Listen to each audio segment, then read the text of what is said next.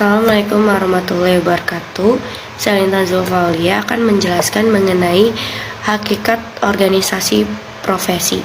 Organisasi merupakan suatu perserikatan manusia antara dua orang atau lebih yang di dalamnya terdapat susunan dan aturan serta sistem aktivitas kerja untuk mencapai tujuan bersama. Selanjutnya, mengenai profesi dapat diartikan sebagai suatu pekerjaan yang dilakukan sebagai kegiatan pokok untuk menghasilkan nafkah hidup dan yang mengandalkan suatu keahlian. Dari uraian di atas dapat diambil kesimpulan bahwa organisasi profesi merupakan suatu organisasi yang didirikan oleh dua orang atau lebih yang memiliki profesi yang sama untuk mencapai tujuan bersama. Organisasi profesi mempunyai dua perhatian utama, yaitu kebutuhan hukum untuk melindungi masyarakat dari anggota profesi yang tidak dipersiapkan dengan baik dan kurangnya standar dalam bidang profesi yang dijalani. Organisasi profesi kependidikan di Indonesia antara lain ialah Persatuan Guru Republik Indonesia PGRI, Ikatan Sarjana Pendidikan Indonesia ISPI, Ikatan Petugas Bimbingan Indonesia IPI, Ikatan Guru Indonesia IGI, Federasi Guru Independen Indonesia FGII, Persatuan Guru Honor Indonesia PGHI. Tujuan organisasi profesi kependidikan. Salah satu tujuan organisasi ini adalah mempertinggi kesadaran sikap, mutu, dan kegiatan profesi guru serta meningkatkan kesejahteraan guru. Sebagaimana dijelaskan dalam PP nomor 38 tahun 1992 pasal 61, ada 5 misi dan tujuan organisasi kependidikan, yaitu meningkatkan atau mengembangkan karir, kemampuan, kewenangan profesional, martabat, dan juga kesejahteraan seluruh tenaga kependidikan. Sedangkan visinya secara umum ialah terwujudnya tenaga kependidikan yang profesional. 1. Meningkatkan atau mengembangkan karir anggota merupakan upaya dalam mengembangkan karir anggota sesuai dengan bidang pekerjaan yang diembannya. Karir yang dimaksud adalah perwujudan diri seorang pengemban profesi secara bermakna baik bagi dirinya maupun bagi orang lain. Melalui serangkaian aktivitas, organisasi profesi berperan sebagai fasilitator dan motivator. 2. Meningkatkan atau mengembangkan kemampuan anggota merupakan upaya terwujudnya kompetensi kependidikan yang handal. Dengan kekuatan dan kewibawaan organisasi, para pengemban profesi akan memiliki kekuatan moral untuk senantiasa meningkatkan kemampuannya.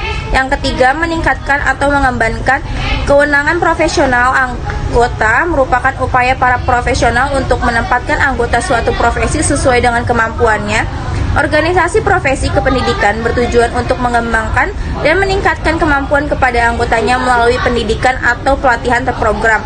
Yang keempat, meningkatkan atau mengembangkan martabat anggota merupakan upaya organisasi profesi kependidikan agar anggotanya terhindar dari perlakuan tidak manusiawi dari pihak lain dan tidak melakukan praktik melecehkan nilai-nilai kemanusiaan. Dengan memasuki organisasi profesi kependidikan, anggota sekaligus terlindungi dari perlakuan masyarakat yang tidak mengindahkan martabat kemanusiaan dan berupaya memberikan pelayanan kepada masyarakat sesuai dengan standar etis yang disepakati.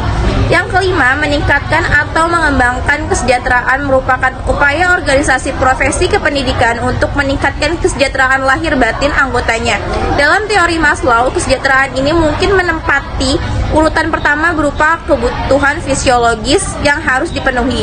Banyak kiprah organisasi profesi kependidikan dalam meningkatkan kesejahteraan anggota. Aspirasi anggota melalui organisasi terhadap pemerintah akan lebih terindahkan dibandingkan individu. Perkenalkan, nama saya Deni Hilmadila Praja, NPM 212103022. Di sini saya akan memaparkan materi tentang fungsi organisasi profesi pendidikan masyarakat. Yang pertama, memberikan pertimbangan atau advisory agensi dan memberikan masukan-masukan pada pemerintah dalam tindak perencanaan pendidikan. Hal ini karena yang menjadi anggota organisasi juga terdapat pendidik atau guru, jadi langsung mengetahui bentuk kondisi dan situasi lapangan program pendidikan yang sedang berjalan. Kedua, sebagai pihak yang mendukung atau supporting agency. Pada titik ini bersifat pemikiran, artinya tenaga ahli kependidikan dalam penyelenggaraan, pembinaan, dan pengembangan pendidikan, di mana di sini organisasi memberikan dukungan penuh dalam melayani keluhan atau permasalahan yang terkait. serta memberikan perlindungan hukum terhadap guru dalam melaksanakan profesinya maupun dalam tugas pengabdian kepada masyarakat. Yang ketiga, mengkritisi dan mengontrol atau controlling agensi dalam rangka transparansi dan akuntabilitas pendidikan dasar. Keempat, sebagai mediator atau communicating agensi antara guru dengan pemerintah atau dinas pendidikan dan pemangku kepentingan, artinya yang memberikan jalan atau menghubungkan pendidikan dalam menyampaikan pesannya.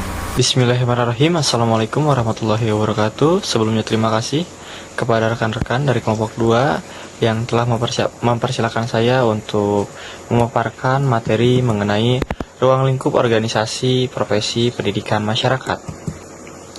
Menurut Undang-Undang Nomor 14 Tahun 2005 tentang Guru dan Dosen, organisasi profesi adalah perkumpulan yang berbadan hukum yang didirikan dan diurus oleh guru untuk mengembangkan profesionalitas guru.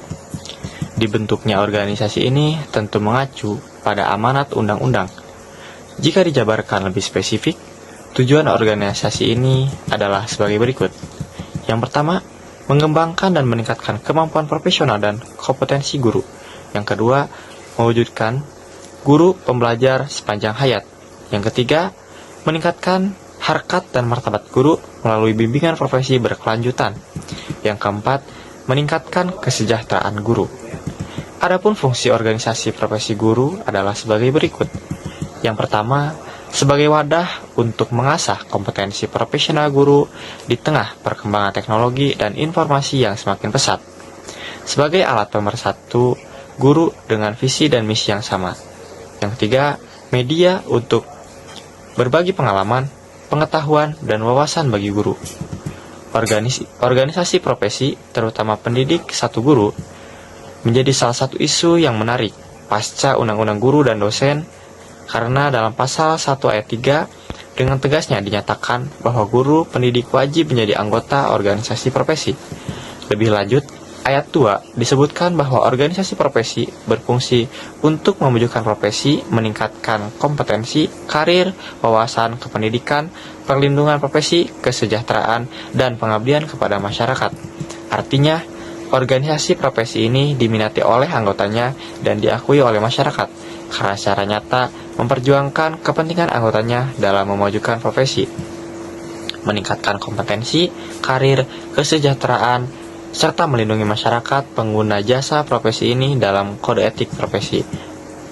Dengan asumsi bahwa semakin kuat organisasi profesi, maka secara politis semakin tinggi posisi tawarannya serta mendapat pengakuan dari masyarakat.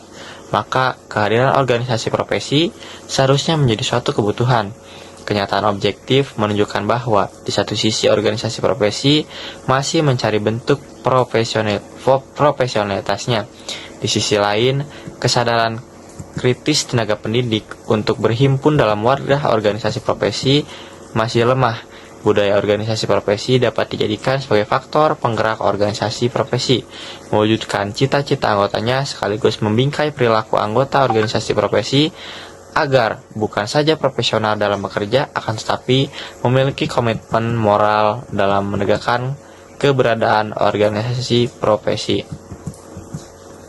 Karakteristik yang tepat untuk organisasi profesi pendidik dan tenaga kependidikan non-formal adalah sebuah organisasi pembelajar atau learning organizing yang bermakna suatu kondisi di mana anggota organisasi profesi secara terus-menerus memperluas pola pikir, baru berkembang, tumbuh aspirasi kolektif dengan bebas, dan anggotanya terus-menerus belajar bagaimana belajar bersama. Sekian, saya kembalikan kepada rekan-rekan yang lain. Terima kasih. Saya Ratnada Puspita dengan NPM 212103026 akan memaparkan mengenai budaya organisasi profesi pendidikan nonformal atau PENMAS. Budaya organisasi merupakan suatu bentuk kesepakatan bersama tentang nilai-nilai, norma dalam kehidupan berorganisasi yang diwujudkan dalam perilaku apa yang boleh dan tidak boleh dilakukan, menentukan gaya manajerial yang dapat diterima dan cara kerja yang tepat sehingga dapat menjadi daya beda antara suatu organisasi dengan organisasi lainnya. Organisasi profesi pendidikan dalam lingkup pendidikan nonformal antara lain 1. Asosiasi Pendidikan Masyarakat Indonesia atau APENMASI. 2. Forum Penyelenggaraan Kursus dan Pelatihan atau FPLPK. 3. Forum Komunikasi Pusat Kegiatan Belajar Masyarakat atau Forum PKBM. 4. Forum Tutor Pendidik Kesetaraan Nasional atau Forum TPKN. 5. Forum Asosiasi Profesi atau Forum ASPRO. 6. Forum Lembaga Sertifikasi Kompetensi atau LSK. 7. Ikatan Mahasiswa Pendidikan Luar Sekolah atau IMADIKLUS. 8. Himpunan Penyelenggaraan Pelatihan dan Kursus Indonesia atau HIPKI. 9. Himpunan Seluruh Pendidik dan Penguji Indonesia. 10. Ikatan Penilik Indonesia atau IPI. Nilai, norma, dan perilaku atau budaya organisasi agar organisasi dapat mengangkat harkat dan martabat profesi antara lain. Yang pertama, membangun visi organisasi profesi yang jelas. Dengan visi bersama, anggota akan merasa memiliki dan terfokus bahwa perjuangan organisasi profesi benar-benar ditujukan untuk mengangkat harkat dan martabat profesi anggotanya.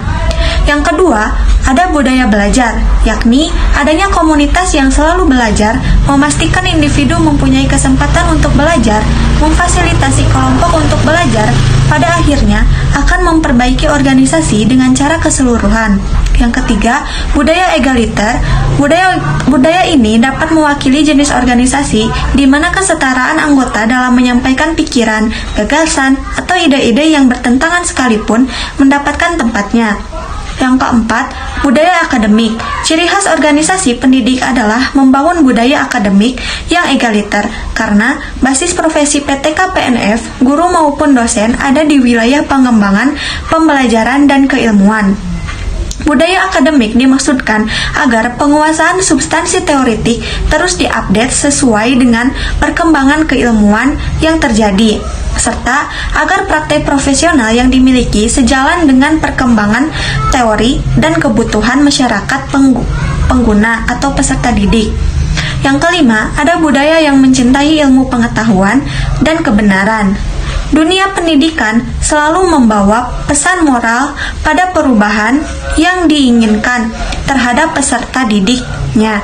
Karenanya, mesti ditumbuhkan suasana cinta ilmu. Kode etik profesi karenanya menjadi bingkai moral yang mengatur anggota untuk menjunjung tinggi nilai-nilai profesi agar tidak tersesat pada berbagai godaan yang meruntuhkan martabat profesi pendidik.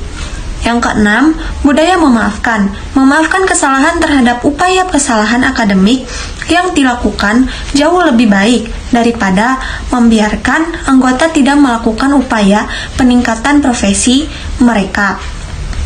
Memaafkan dengan demikian proses belajar yang dapat memperkaya sikap mental anggota profesi dan dapat menyemangati individu untuk dapat berbuat lebih baik dan bijaksana dalam berbagai tindakan yang dia lakukan. Mungkin sekian yang dapat saya sampaikan. Mohon maaf apabila ada kekurangan. Terima kasih atas perhatiannya. Wassalamualaikum warahmatullahi wabarakatuh.